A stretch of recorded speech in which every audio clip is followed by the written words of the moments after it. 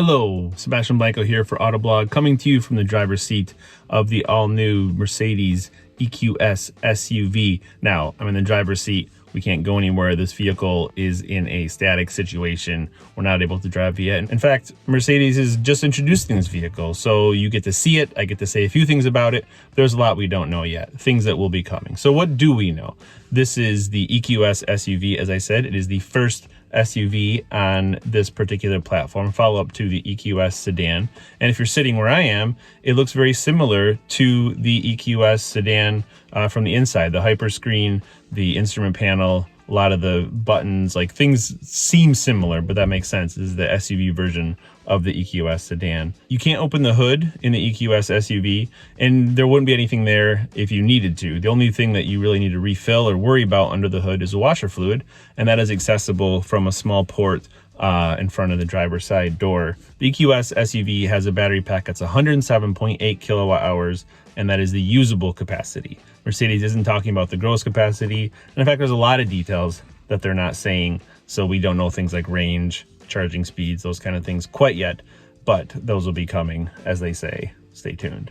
We do know that the rear wheels of the EQS SUV do turn a little bit to give you a tighter turning radius. There's an off-road mode, which is new for the SUV version. So there's a few changes compared to the sedan that aren't just differences in body style. What you see here is the EQS SUV with the AMG line exterior package. The exterior paint color is called Alpine Gray.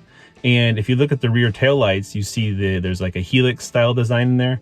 That's something that Mercedes introduced last year in both the EQS and the EQE. It's sort of a design, language piece they have for their electric vehicles.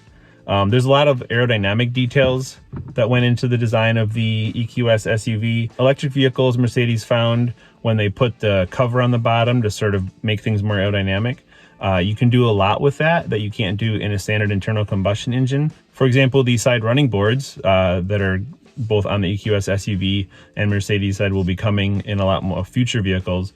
Those actually help to make the car more aerodynamic. And you might think the way they stick out from the car, they might actually, increase drag.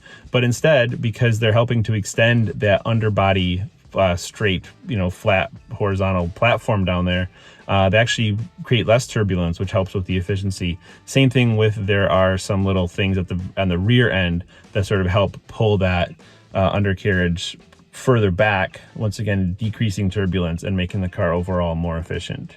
So those are some of the things we do know about the EQS SUV. This is a car that's got North America in mind.